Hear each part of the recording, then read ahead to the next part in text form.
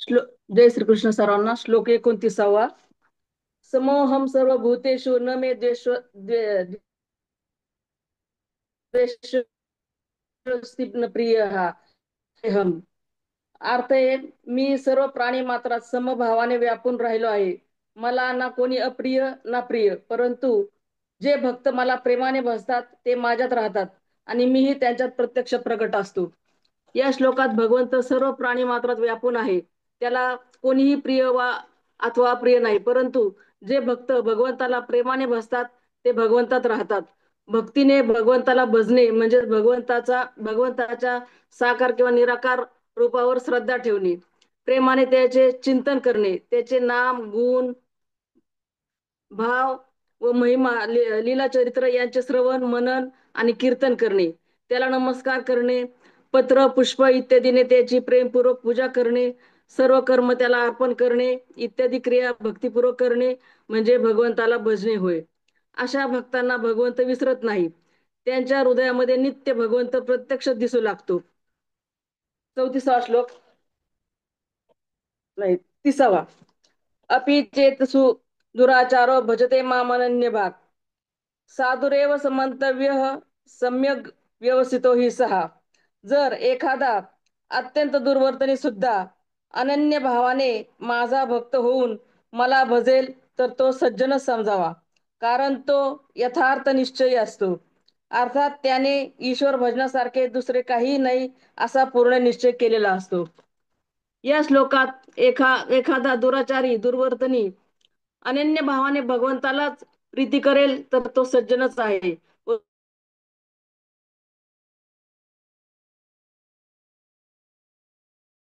ईश्वर भगवंत म्हणतात, सदारे आणि सामान्य पापी जर भजनामुळे उद्धरतात तर अतिशय दुराचारीचाही भजनामुळे उद्धार होईल. कोणताही दुराचारी त्याचे दुराचार त्यागू शकत नाही तरी तो दुष्ट नाही तर साधू आहे, कारण त्याने सर्व शक्तिमान अशा परम दयाळू अशा भगवंताचा आश्रय घेतला आहे. भगवंताचे भजन करणे हे मांस शिशुपाल हे सतत कृष्णाचा द्वेष करायचे, पण त्यांना जळी स्थळी काष्टी पाशानी कृष्ण दिसायचा. वैरभावाने का होईना पण स्मरण करून ते परमात्म्यात विलीन झाले. 31वा श्लोक. क्षिप्रम भवती धर्मात्मा शाश्वत शांती निगच्छती कौंतेय प्रतिजानीही न मे भक्त प्रणश्यती. तो तात्काळ धर्मात्मा होतो आणि नेहमी टिकणाऱ्या परम शांतीला प्राप्त होतो. हे अर्जुना, तू पक्के हे सत्य लक्षात ठेव की माझा भक्त नाश पावत नाही. या श्लोकात भगवंत सांगतात की माझे भजन करणारे भक्त दुर्गुण व दुराचार यांनी रहित होऊन दैवी संपदेने युक्त होतात, नेहमी टिकणाऱ्या परम शांतीला प्राप्त होतात. माझा भक्त नाश पावत नाही, भगवंताच्या प्राप्त होऊन धर्मात्मा होतात. परमेश्वराच्या प्राप्तिरूप शांतीची प्राप्ती म्हणजेच शाश्वत शांती प्राप्त होते. भगवंताने आपल्या भक्तीचे व भक्ताचे जे महत्व सांगितले आहे ते समजून घ्यावे व मनी दृढ भाव धरावा, म्हणजे भगवंताचा भक्त नष्ट होत नाही.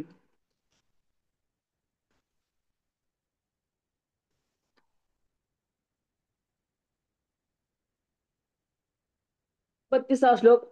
माम हि पार्थ व्यापाश्रित येपी शिव पाप योनयः स्त्रियो वैश्यास्तथा शूद्रास्तेपि यान्ति पराम गतिम.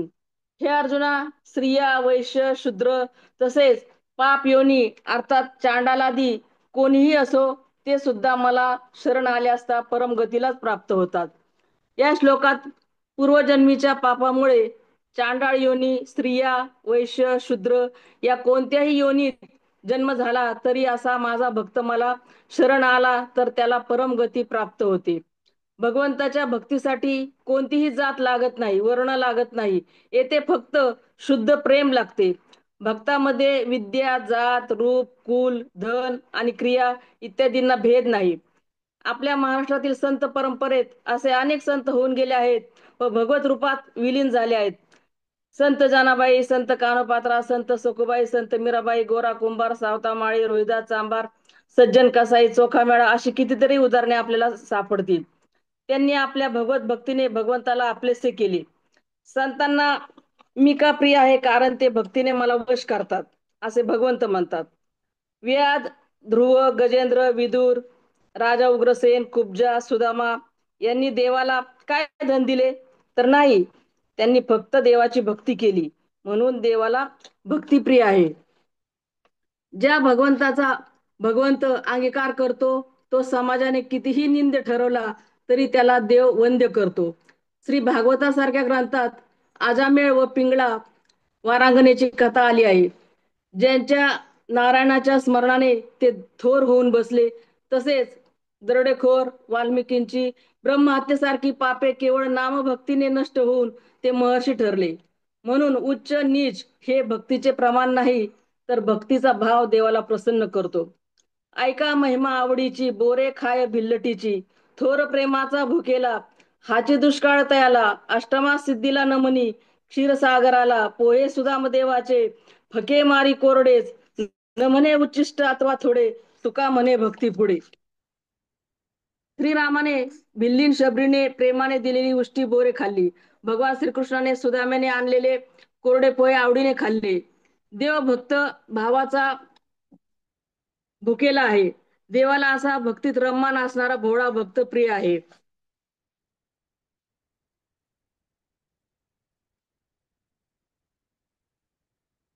ते 3रा श्लोक. किम पुनर्ब्राह्मणा पुण्या भक्ता राजर्षयस्तथा अनित्यम सुखम लोकमिमं प्राप्य भजस्व माम. मग पुण्यशील ब्राह्मण तसेच राजर्षी भक्त लोक मला शरण येऊन परमगतीला प्राप्त होतात. हे काय सांगायच पाहिजे? म्हणून तू सुखरहित व नाशवंत या मनुष्य शरीराला प्राप्त होऊन नेहमी माझेच भजन कर. या श्लोकात ब्राह्मण, राजर्षी, भक्त लोक मला शरण येऊन परमगतीला प्राप्त होतात, म्हणून या नाशवंत मनुष्य शरीराची प्राप्ती झाल्यावर माझेच भजन कर. जर अत्यंत दुराचारी आणि चांडाळ माझे भजन करून परमगतीला जातात, तर ज्यांचे आचार, व्यवहार आणि वर्ण अत्यंत उत्तम आहेत, असे माझे भक्त पुण्यशील ब्राह्मण व राजर्षी लोक मला शरण आल्यावर परमगतीला प्राप्त होतील, यात शंका नाही. मनुष्य देह हा फार दुर्लभ आहे. मोठ्या पुण्याने आणि विशेषतः भगवंताच्या कृपेने हा लाभतो. तो फक्त भगवत प्राप्तीसाठीच लाभतो, म्हणून भगवंताचे भजन करावे.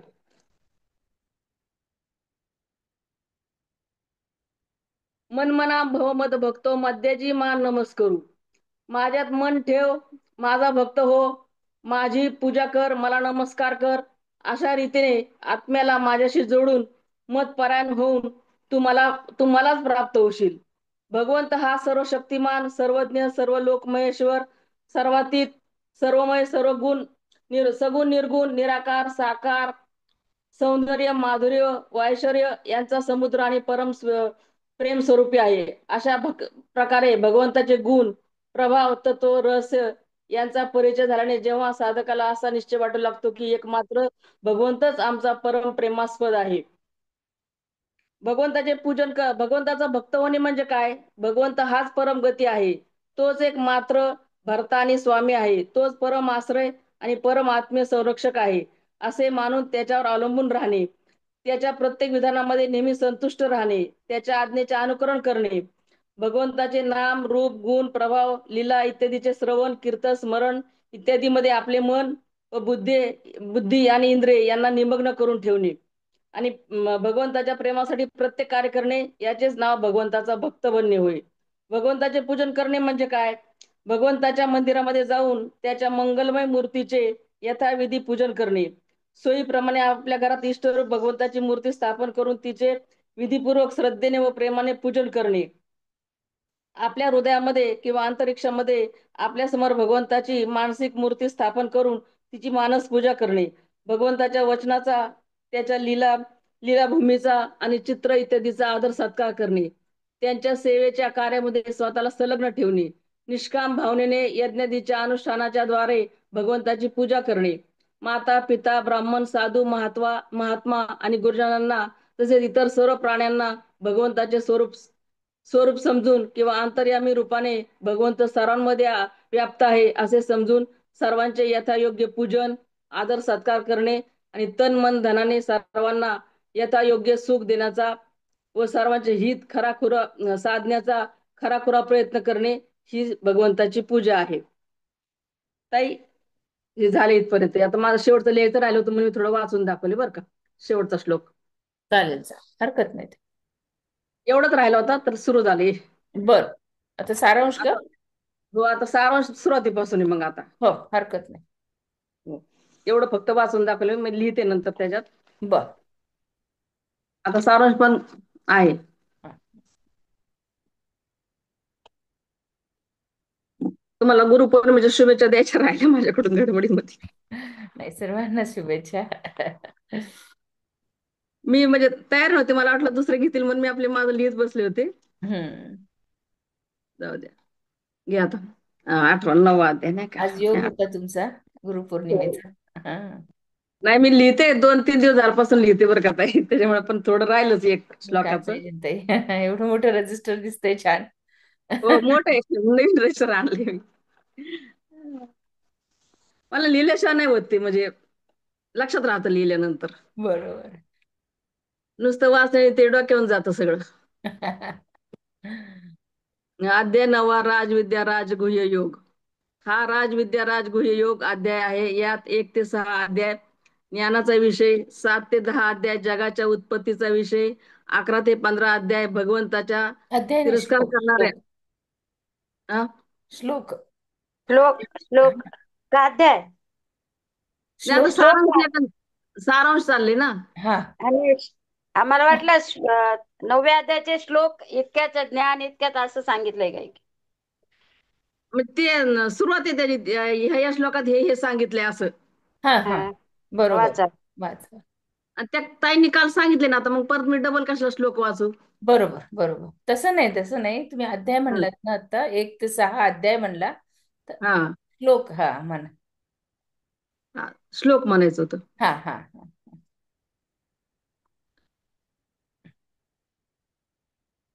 हो, 1 ते 6 श्लोक असं म्हणायचं, अध्याय म्हणलेच.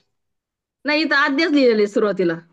बर बर, आपल्या वाचा 18 तुम्ही. अध्याय हा, 18 हरकत नाही ते. अध्यायाचं. हा, हरकत नाही, वाचा तुम्ही. बर. श्रीकृष्ण म्हणाले, ज्ञान विज्ञानाचा विषय मी तुला पुन्हा सांगतो. ही माझी अगदी जीवातली गोष्ट आहे. आपल्या गोपनीय बाबी आपण प्रत्येकाला सांगत नाही. अत्यंत जवळच्या व्यक्तीलाच आपण आपली गुह्य गोष्ट सांगतो. तद्वत अर्जुन हा श्रीकृष्णाचा अत्यंत जवळचा सखा आहे आहे म्हणून भगवंत त्याला अत्यंत गोपनीय गोष्टी सांगत आहे. अर्जुन हा अत्यंत सुमन, शुद्ध बुद्धीचा, अनिंदक व एकनिष्ठ जिज्ञासू सखा भगवंताला भेटला म्हणून हे गूढ भगवंत उघडे करीत करीत आहे. आपल्या स्तनात असलेले दूध काही आईला आपल्याच ठिकाणी ठेवावे असे वाटत नाही. आपल्या अनन्य लेकराची ते पिऊन तृप्ती व्हावी यातच तिचा खरा आनंद असतो.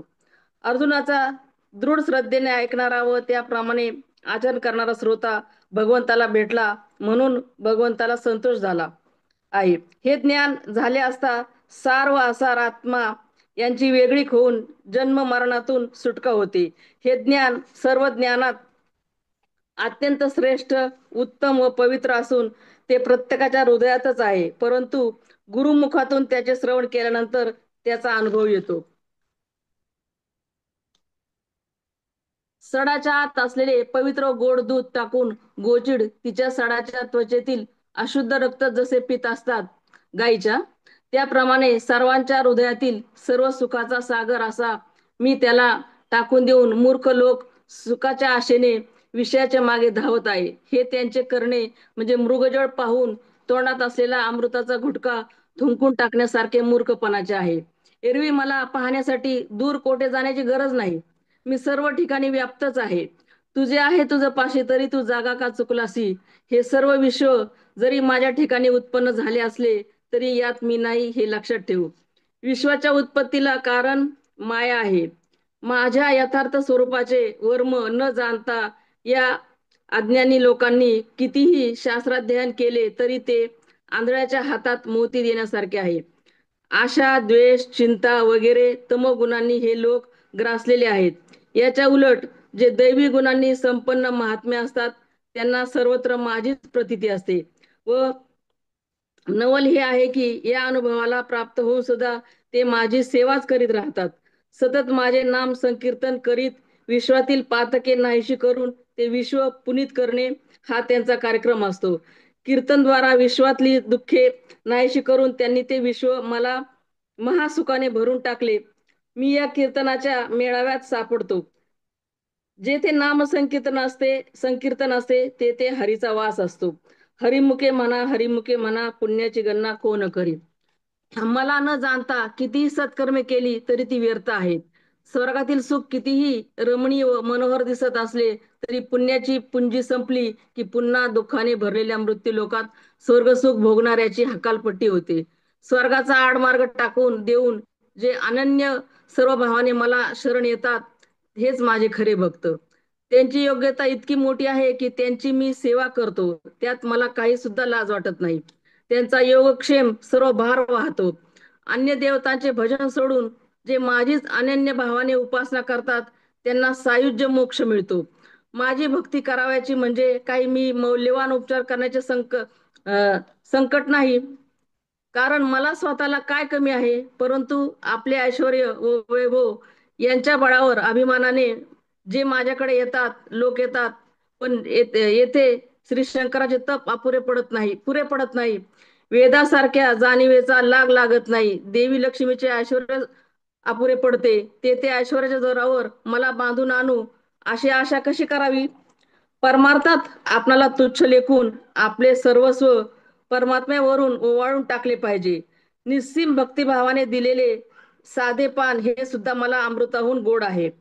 पत्रपुष्पादी पूजोपचार हे केवळ निमित्त आहे. पत्रपुष्पादी पूजोपचार हे केवळ निमित्त आहेत. मी माझ्या भक्ताच्या ठिकाणी फक्त भक्तीचा जिव्हाळा पाहतो. अर्जुना, तुला सोपी गोष्ट सांगतो. सदैव माझी आठवण ठेव व मग कोणतेही कर्म केले तरी त्यापासून उत्पन्न होणारा जन्म मरणाचा बंध तुला लागणार नाही. मी सर्वत्र सारखा भरून राहिलेला आहे असे जाणून जे माझी भक्ती करतात ते दिसायला जरी देहधारी असले तरी ते मद्रूपच झालेले असतात. प्रारब्ध भोगण्याकरिताच हे उदासीन वृत्तीने देहात राहिलेले असतात. भक्ती करणारा भक्त कोणत्या जाती ताई एक मिनिट.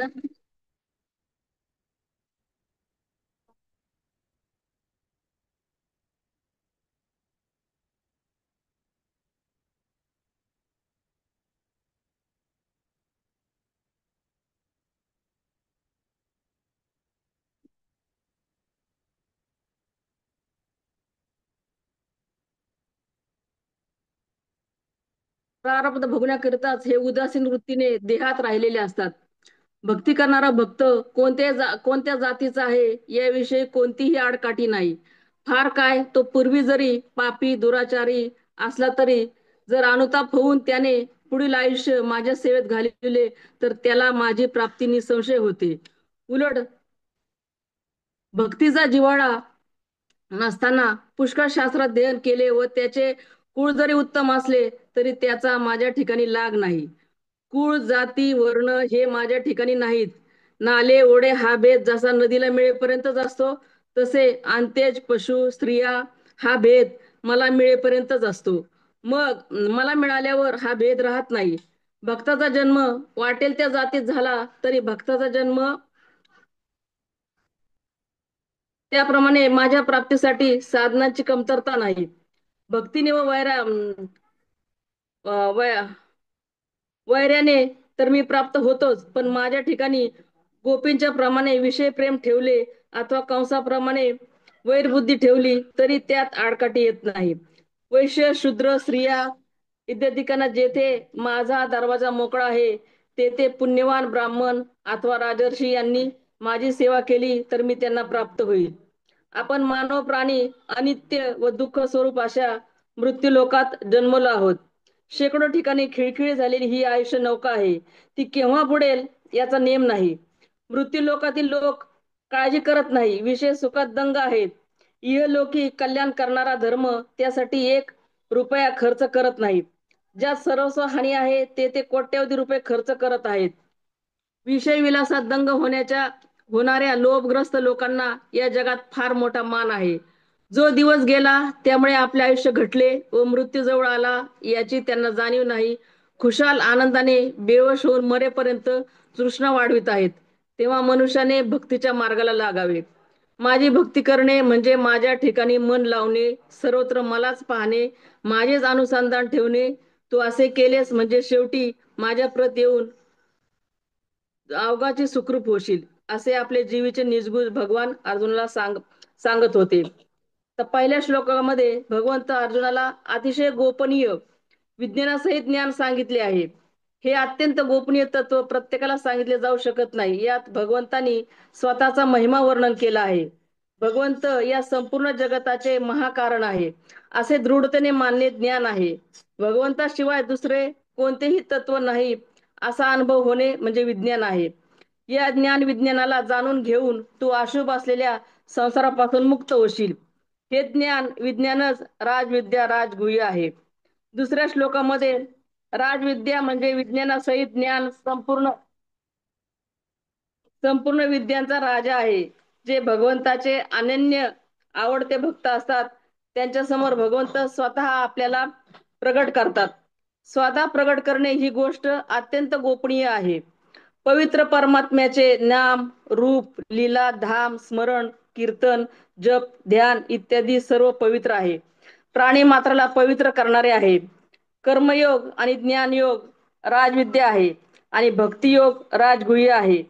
कर्मयोगाने शांती, ज्ञानयोगाने मुक्ती आणि भक्तियोगाने प्रेम प्राप्त होते.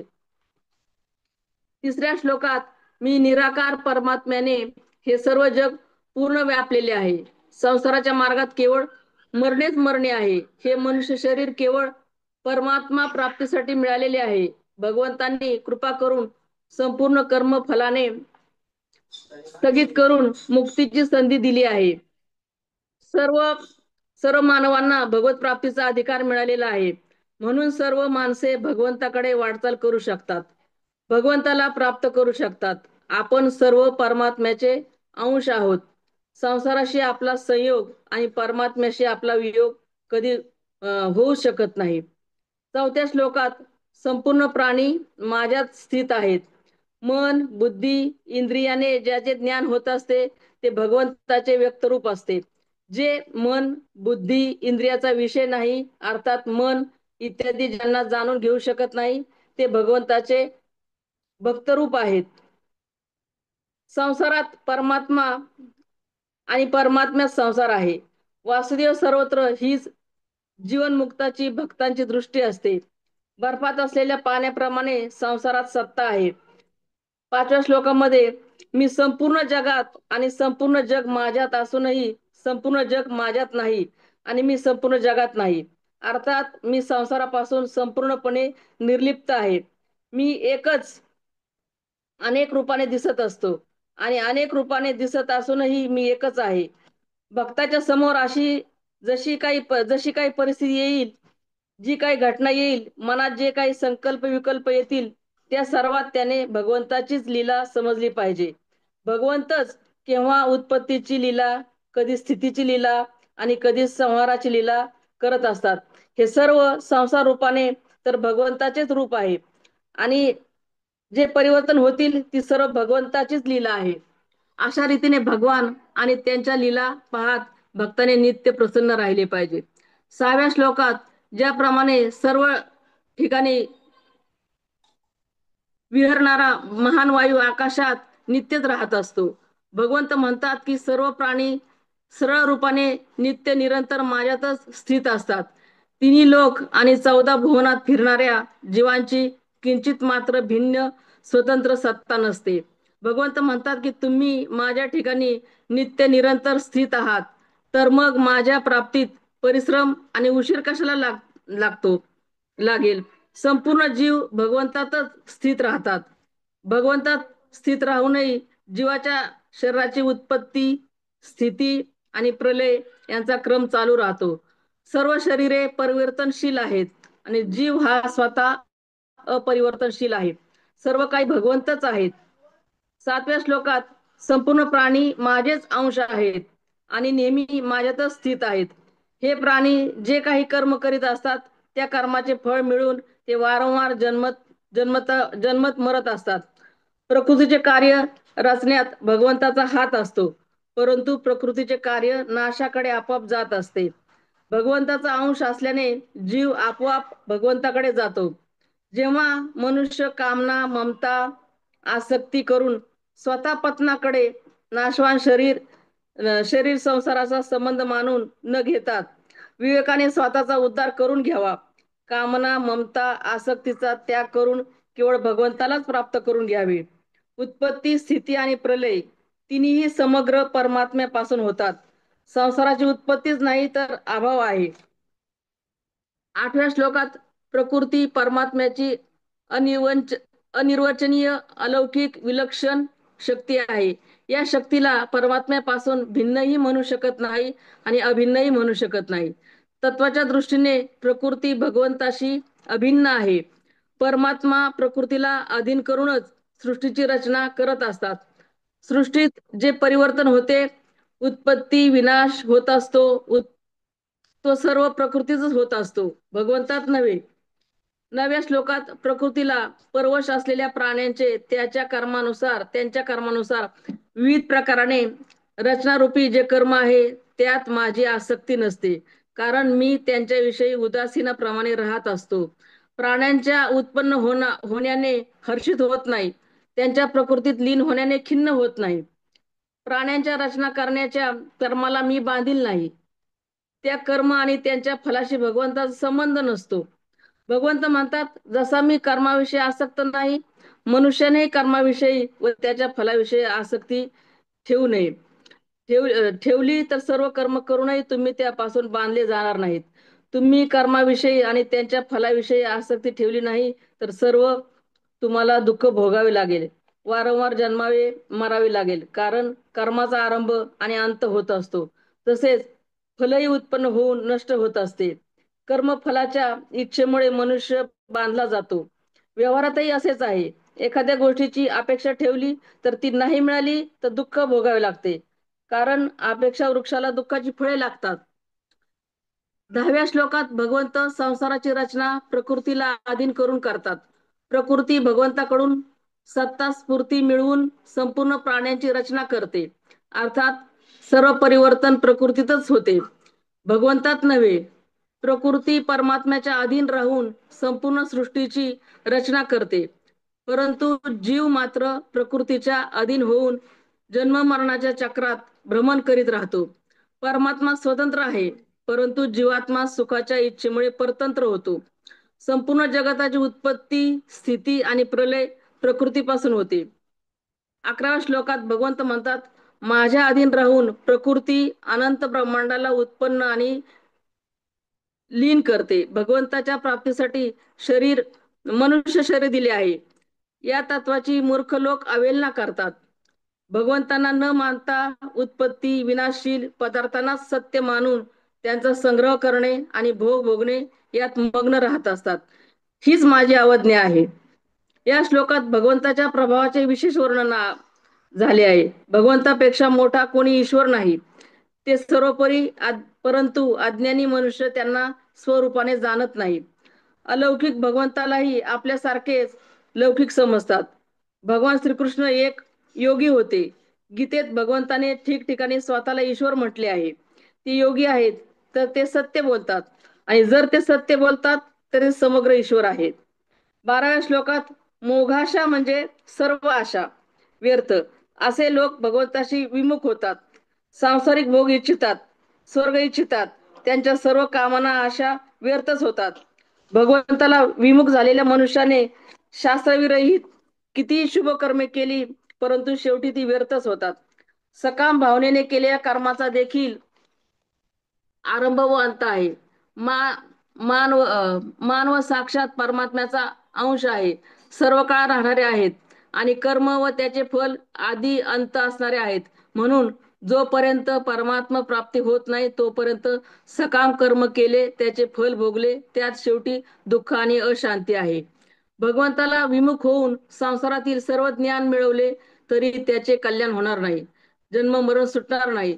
जसे हिशोब करताना एका अंकाची चूक झाली तरी सर्व हिशोब चुकतो, त्याप्रमाणे भगवंताला विमुख होणे म्हणजे पतनाकडे जाणे. भगवंताची अवज्ञा म्हणजे आपले नुकसान. 12व्या श्लोकात आसुरी, राक्षसी आणि मोहिनी स्वभावाच्या मूर्ख लोकांचे वर्णन आहे.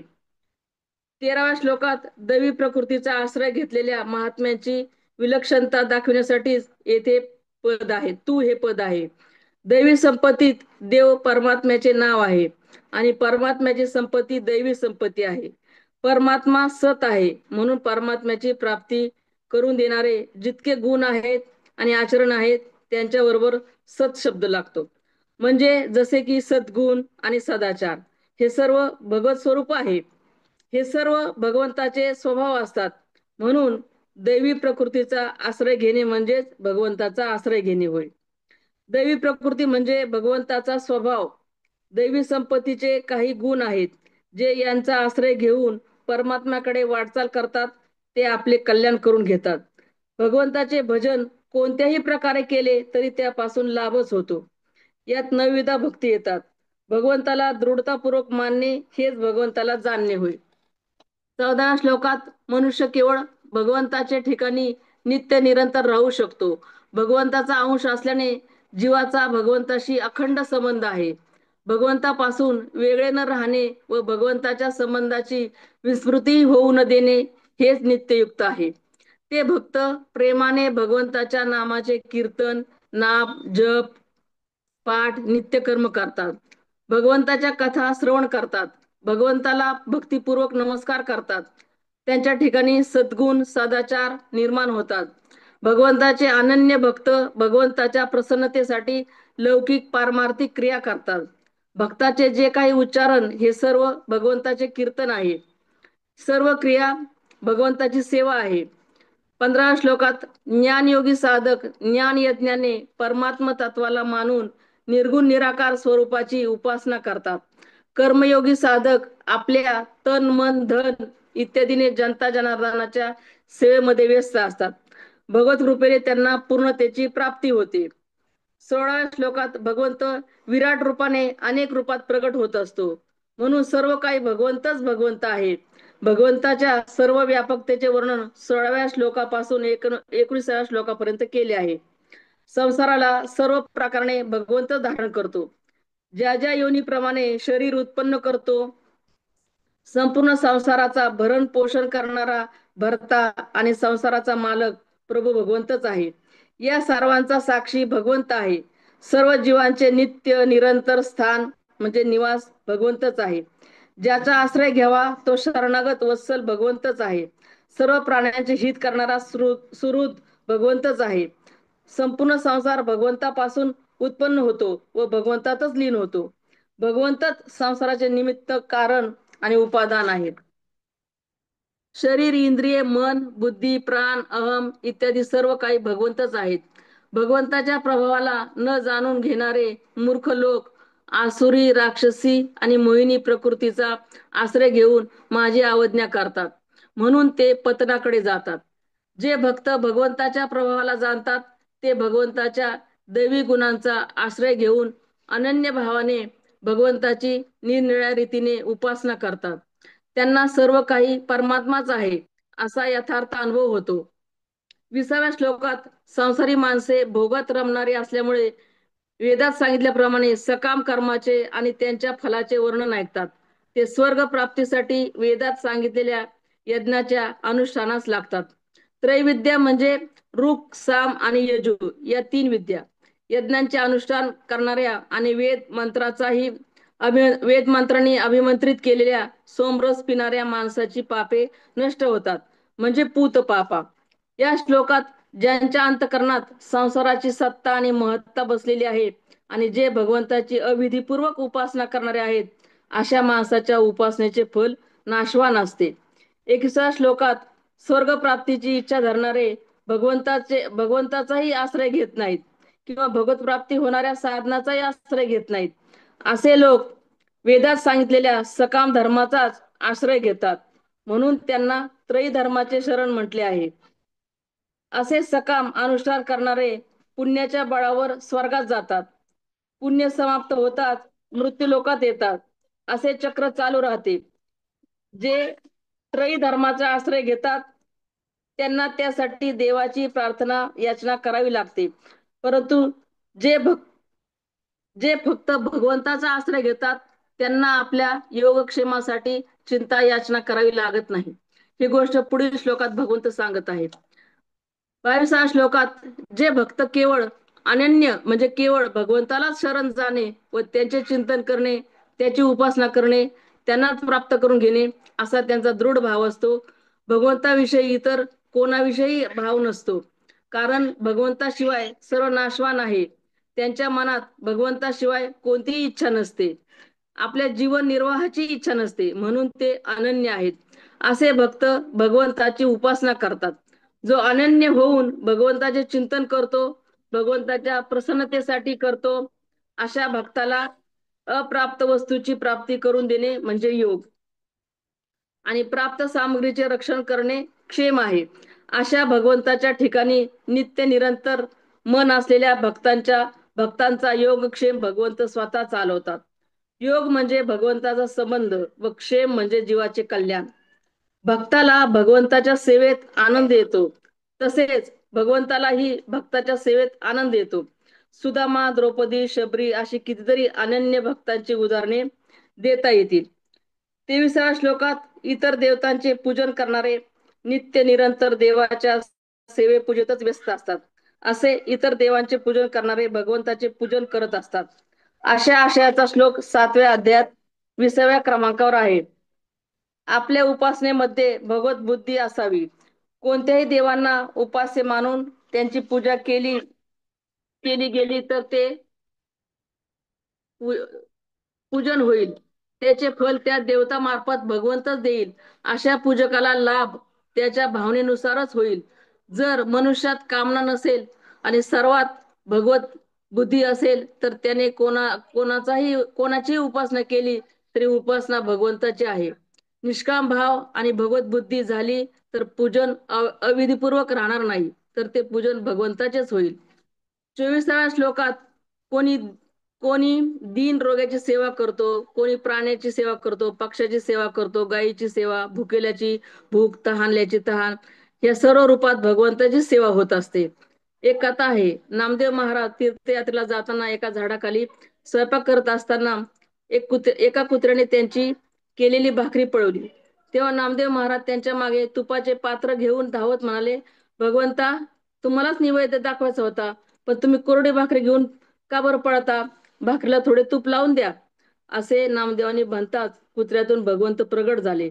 अशा प्रकारे संपूर्ण प्राण्यात तत्वाने भगवंत आहे, म्हणून ज्या कोणाला दिले ते भगवंतालाच मिळते. 26व्या श्लोकात अनन्य भावाने कोणत्याही रीतीने भगवंताचे भजन, पूजन आणि चिंतनात मग्न होतो, तो निश्चितच रूपाने भगवंताला प्राप्त होतो. देव, पितर, ऋषी, मुनी, मनुष्य इत्यादी भगवत बुद्धी असली आणि निष्काम भावनेने केवळ त्यांच्या पुष्टीसाठी, त्यांच्या हितासाठीच त्यांची सेवा पूजा केली तर भगवंताची प्राप्ती होते.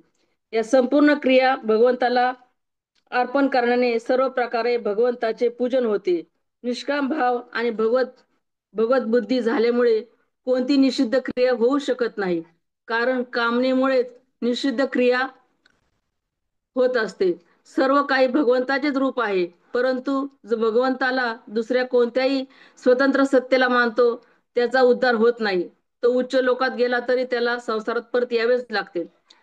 26व्या श्लोकात भगवंत त्याच्या पूजनासाठी काय आवश्यक आहे ते सांगतात. भगवंताच्या प्राप्तीसाठी विधी, मंत्र इत्यादीची आवश्यकता नाही, केवळ आत्मीयतेच्या दृढ भावनेची आवश्यकता आहे. जो भक्त सहज यथासाध्य प्राप्त असलेले पत्र, पुष्प, फल, जल इत्यादी प्रेमाने भगवंताला अर्पण करत असतो, तेव्हा ते भगवंत त्याचा अत्यंत प्रेमाने स्वीकार करतो. जसे काल मनीषाताईने सांगितले की भगवंताने द्रौपदीकडून भाजीचे पान मागून घेतले व तृप्तीचा ढेकर दिला. गजेंद्राने संकट समयी भक्तिभावाने एक फूल भगवंताला अर्पण केले तर गजेंद्राचा उद्धार झाला. शबरीची उष्टी बोरे खाल्ली, रतिदेवाने अंत्यज रूपाने आलेल्या भगवंताला पाणी पाजले तर त्याला भगवंताचे साक्षात दर्शन झाले. विदुराच्या पत्नीने प्रेमाने भगवंताला केळाची सालपट्टे खाऊ घातली, घर बाहेर फेकून दिला. विदुराच्या पत्नीचा अलौकिक भाव भगवंताने पाहिला. दुर्योधनाच्या घरचे पंचपक्वानाचे भोजन नाकारून भगवंत विदुराच्या कण्या खाण्यासाठी त्याच्या पर्णकुटीत गेले. शिवलीलामृतात पारध्याने शिवलिंगावर नुसती बेलपत्रे वाहिली तरी भगवंताने त्याचा उद्धार केला. या श्लोकात तुम्ही भगवंताला काय देता, म्हणजे कोणते पदार्थ अर्पण करता, त्यापेक्षा तुमच्या अंतकरणात भगवंताविषयी किती आत्मीयता आहे हे तो भगवंत पाहत असतो. भावनेने दाखवलेल्या नैवेद्याला भगवंत अवश्य स्वीकार करतो. भगवंताच्या उपासनेत कोणताही नियम नाही. प्रेमाची, आत्मीयतेची उपासना महत्वाची आहे, विधीची नाही. 27व्या श्लोकात भगवंत म्हणतात की तू या संपूर्ण क्रिया मला अर्पण कर, अर्थात तू स्वतःच मला अर्पण हो, म्हणजे तुझ्या सर्व क्रिया आपोआपच मला अर्पण होतील. भगवंतानी सर्व प्रकारच्या कर्तव्य कर्म भगवंताला अर्पण करण्यास सांगितले आहे. ज्या कर्माबद्दल फलाची आसक्ती, ममता, इच्छा त्यांचा त्याग करणे हे सर्व भगवंताचे आहे. यात माझा काहीही भाव नाही. माझे मन, बुद्धी, शरीर, इंद्रिये इत्यादी सर्व भगवंताचे आहेत. भगवंत ही सर्व कर्मे माझ्याकडून कळसूत्री बाहुलीप्रमाणे करून घेत आहे. मी निमित्त मात्र आहे. म्हणून भगवंताच्या प्रसन्नतेसाठी वरील कर्मे भगवंताला अर्पण करावीत. 28व्या श्लोकात अशी कर्मे भगवंताला अर्पण केल्यावर शुभाशुभ फलस्वरूप कर्मबंधनातून मानव मुक्त होईल व भगवंताला प्राप्त होईल. सर्व कर्मे भगवंताला अर्पण करून टाकणे हाच संन्यास योग आहे. शुभाशुभ कर्मे म्हणजे स्वर्ग, नरक, पशु पक्षी नाना प्रकारच्या योनीत जन्म, सुख दुःखाचा भोग भोगणे हे होय. यालाच कर्मबंधन म्हणतात. वरील सर्व कर्मे भगवंताला अर्पण करणारा कर्म फलरूपी पुनर्जन्मापासून व सुख दुःखाच्या भोगापासून मुक्त होतो. म्हणजेच शुभाशुभ फलरूपी कर्मबंधनातून मुक्त होतो, म्हणजेच भगवंताला प्राप्त करून घेतो. शुभ कर्मे केली पाहिजेत, पण फलाची इच्छा न धरता भगवत अर्पण केली पाहिजेत. अशी भक्ती करणाऱ्यालाच भगवंताची प्राप्ती होते. जय श्रीकृष्ण.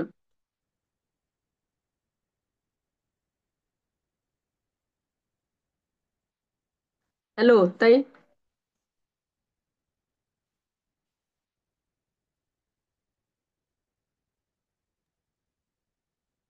छान वाचलं ताई. छान झालं संपूर्ण. नोट्स छान, हो नोट्स छान काढल्यास. थँक्यू. अजून कोणी काही वाचू शकते का 2 मिनिटासाठी? 2 मिनिटं गुरुपौर्णिमेचं हॅलो वाचून ताई, ताई. मी आज गुरुपौर्णिमा म्हणून एक भजन म्हणते. गौरी पौर्णिमेबद्दल हॅलो 2 मिनिटं वाचू का? ताई, मी एक भजन म्हणते सद्गुरु सारिका गुरुपौर्णिमा म्हणून. हम्म. हॅलो. बर बर. हा, म्हणू का? हा म्हणा. हॅलो. हा म्हणा, एक म्हणा. हो. सद्गुरु सारिका हस्तपाठी राखा, इतरांचा लेखा हात काढा तुमचा. कोणी करी, राज या ठिकाणता काय भीक मागे, मनासी अजोगी सिद्धी पावे, राज या ठिकाणता काय भीक मागे, मनासी अजोगी सिद्धी पावे, राज या ठिकाणता काय भीक मागे, कल्पतरू तळवटी जो कोणी बैसला, काय वाणी त्याला सांगे जोगी, काय वाणी त्याला सांगे जोगी, ज्ञानदेव मन तरलो तरलो, ज्ञानदेव मन गमपणी सानी तप गम ग सा सामगप गमपणी सा, ज्ञानदेव म्हणी तरलो तरलो, आता उद्धरलो गुरु कृपे, आता उद्धरलो गुरु कृपे, सद्गुरु सारिका हस्तपाठी राखा, इतरांचा लेखा कोण करी राजयाचिकांता राजयाचिकांता काय भीक मागी मनासी अजोगी सिद्धी पावे राजयाचिकांता काय भीक मागे. जय श्रीकृष्ण.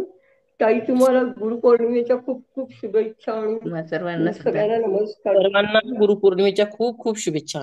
ताई, तुमच्यामुळे आम्हाला खूपच छान मार्गदर्शन मिळते. तुमचं खूप खूप आभार. जय गुरुदेव. जय गुरुदेव. जय गुरुदेव. जय श्रीकृष्ण. जय श्री. जय श्रीकृष्ण. जय गुरु. जय आता कोण गुरु. वाचणार होतं थोडस? सविता ताई का? हो, वाचू का ताई? वेळ आहे का? हो, दोन. किती मोठं आहे का? खूप जास्त? नाही नाही, 2-3 मिनिटं. बर, मग वाचा ताई. हो. गुरुपौर्णिमेच्या खूप खूप शुभेच्छा ताई. जय श्रीकृष्ण. गुरुर्ब्रह्मा गुरुर्विष्णू गुरुर्देवो महेश्वरा गुरु साक्षात परब्रह्मा तस्मै श्री गुरुवे नमः. तस्मै श्री गुरुवे नमः. सूर्य उगवल्याशिवाय दिवस सुरू होत नाही. सूर्य उगवल्याशिवाय जसा दिवस सुरू होत नाही, तसेच गुरुच्या आशीर्वादाशिवाय शिष्याची वाटचाल सुरू होत नाही. गुरुचा आशीर्वाद असेल तरच सर्व कार्य सुरळीत पार पडते. म्हणतात ना, गुरुविना कोण दाखविल वाट, गुरुविना कोण दाखविल वाट. आयुष्याचा पथ हा दुर्गम अवघड डोंगर घाट, गुरुविना कोण दाखविल वाट, गुरुविना कोण दाखविल वाट. आपल्या आयुष्यात जसा डोंगर हा अवघड आहे, तो सुरळीत पार पाडायचा असेल तर गुरूंनी सांगितल्याप्रमाणे वागावे. गुरूंनी जसे आपल्याला गुरुमंत्र घेतो आणि गुरूंची निष्ठा, शिष्याबद्दलची, गुरुबद्दल आपल्यामध्ये गुरुबद्दलची निष्ठा, गुरुबद्दलचे प्रेम व आत्मीयता असली पाहिजे. गुरु भेटीची तळमळ सतत लागली पाहिजे. गुरु कधी भेटतील, गुरुचं दर्शन कधी होईल, गुरु मला भेटतील का, मला आशीर्वाद देतील का, अशी आस लागली पाहिजे. ज्ञानेश्वरांना जसे निवृत्तीनाथासारखे गुरु भेटले व त्यांनी खरं 16व्या वर्षी ज्ञानेश्वरी सारखा एवढा मोठा ग्रंथ सखोल अभ्यासासाठी उपयोगात येण्यासारखा हा ग्रंथ लिहिला. त्यांना गुरुचे खूप आशीर्वाद होते आणि कृपा होती.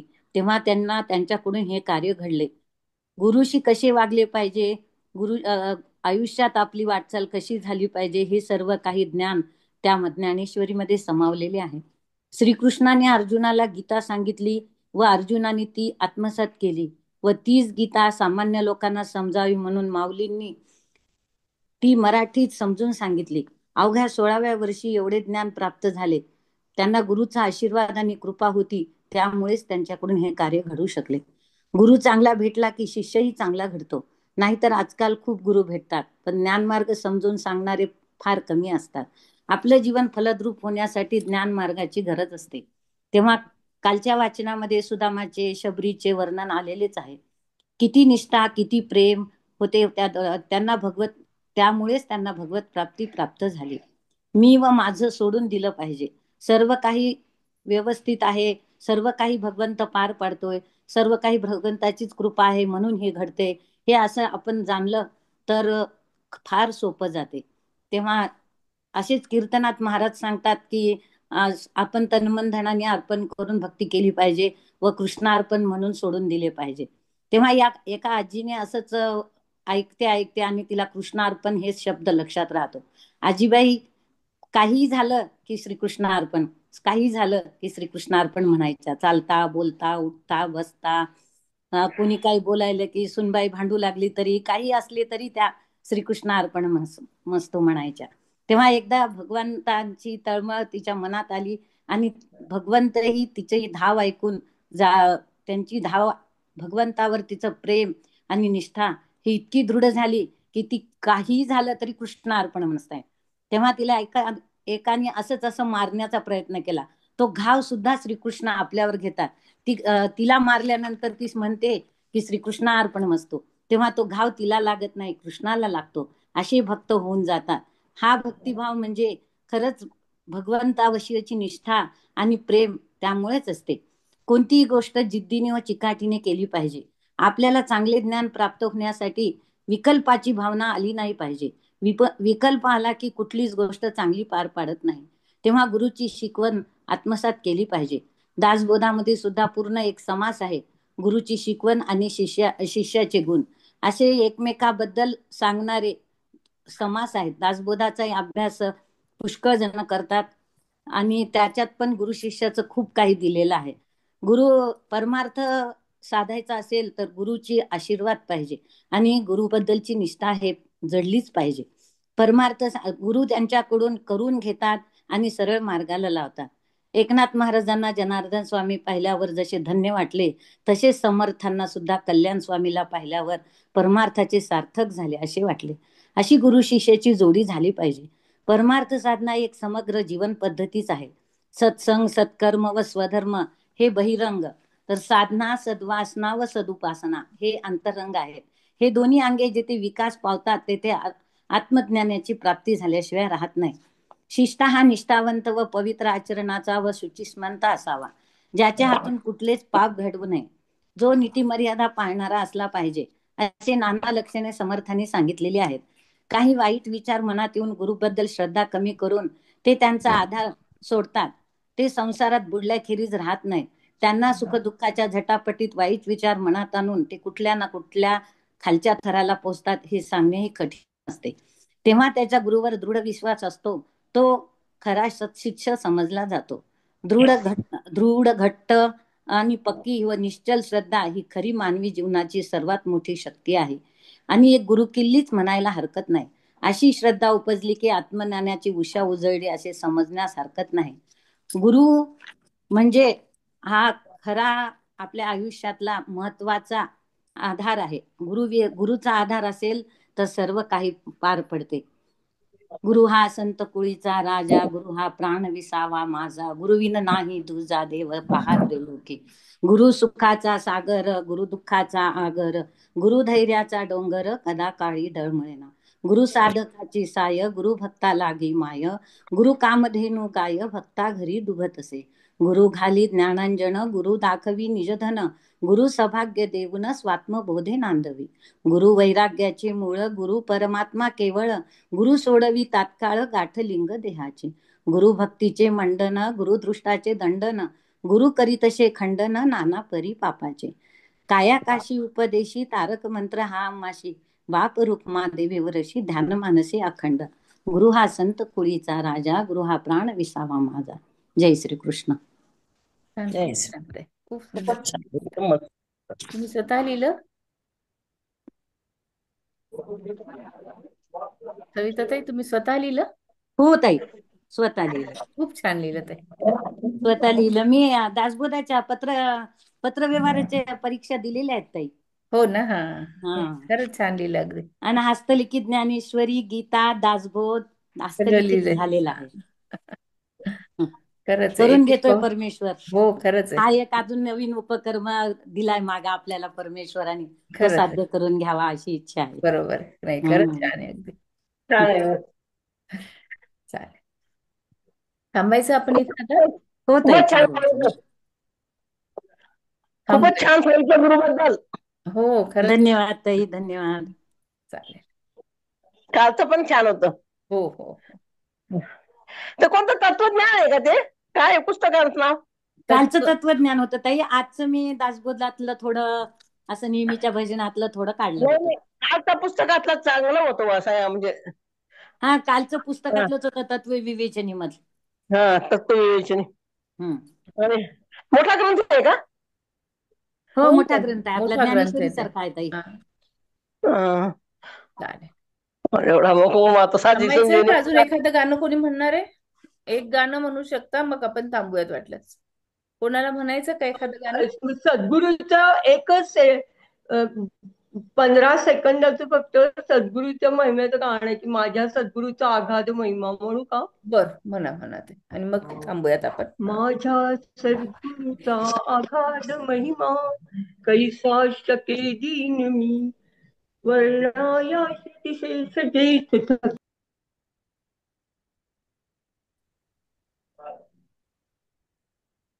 आवाज नाही येत आहे. म्यूट झाल्या त्या. आवाज नाही येत आहे. हॅलो, एक मिनिट ताई.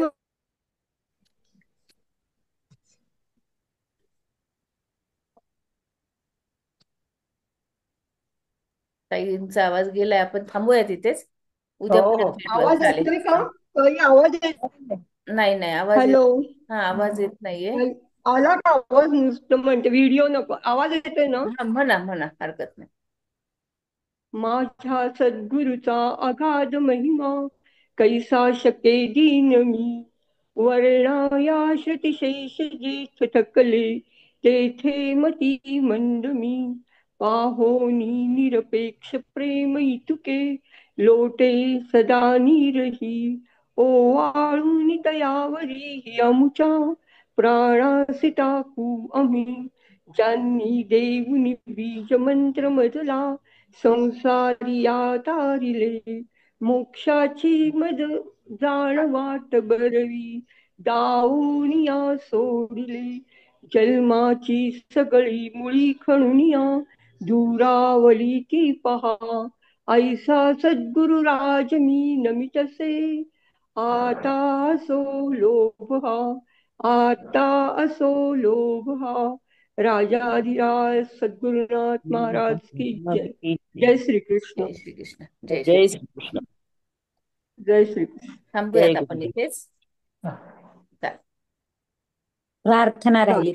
हा, म्हणा. योगेशं सच्चिदानन्दं वासुदेव व्रजप्रियं धर्मसंस्थापकं कृष्णं वन्दे जगद्गुरुम्. श्रीकृष्णं वन्दे जगद्गुरुम्.